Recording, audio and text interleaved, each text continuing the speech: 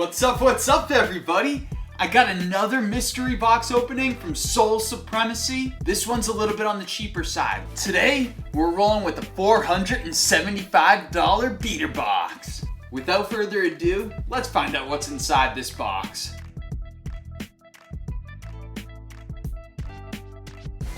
Quick little sneak peek for you guys.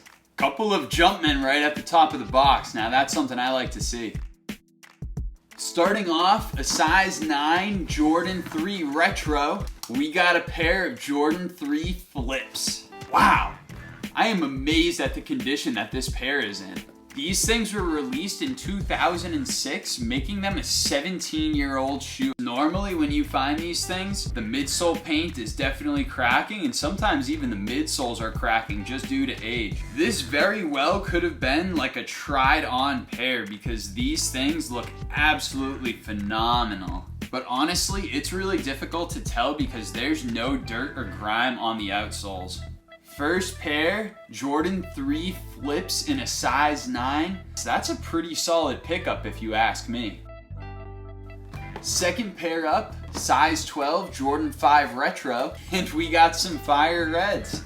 This is a pair of the black tongue Jordan 5 fire reds, and these are from 2006. This pair has definitely been shown a lot of love, and unfortunately, there is a lot of damage related to age and wear. The outsoles and cages on these things are crazy yellow, and they definitely need to be thrown in the icebox. There's also a lot of scuffing on the medial aspect right around the ankle. There's a little bit of separation from the uppers to the outsoles at the toe box of the kicks, and there's also a pretty significant amount of paint wear on these things. Unfortunately, due to the age, I don't know that I'm going to attempt a full reglue on these things.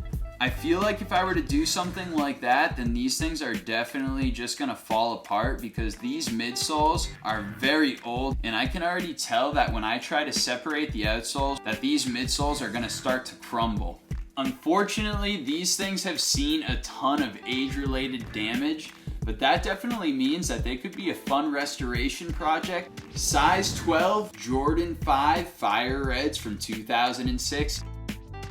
Oh, this is a box that I don't know that I've ever seen in one of these beater boxes before. Size 11.5 Reebok Shack Attack. And look at these things!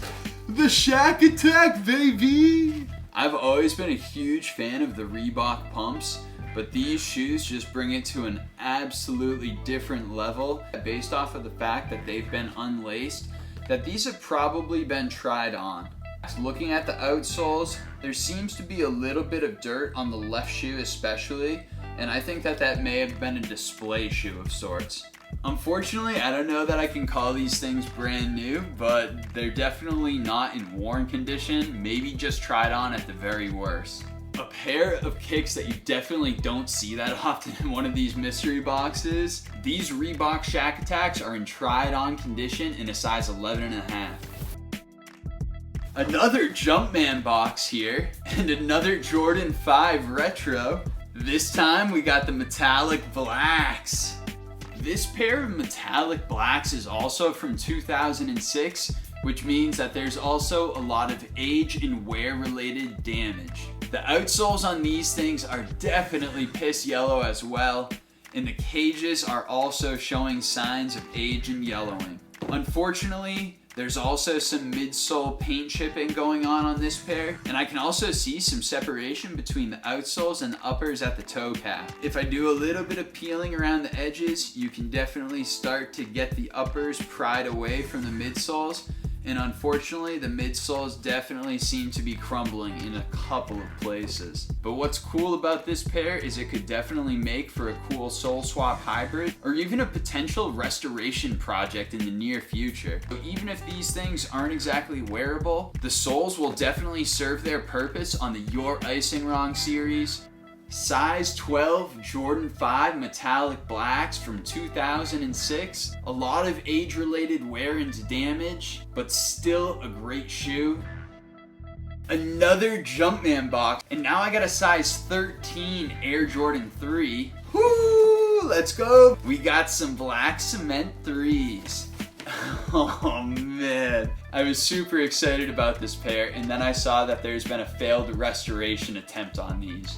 This right shoe is completely detached from the uppers to the midsole, and there has very clearly been some sort of epoxy or putty utilized to try and do a reglue between the surfaces.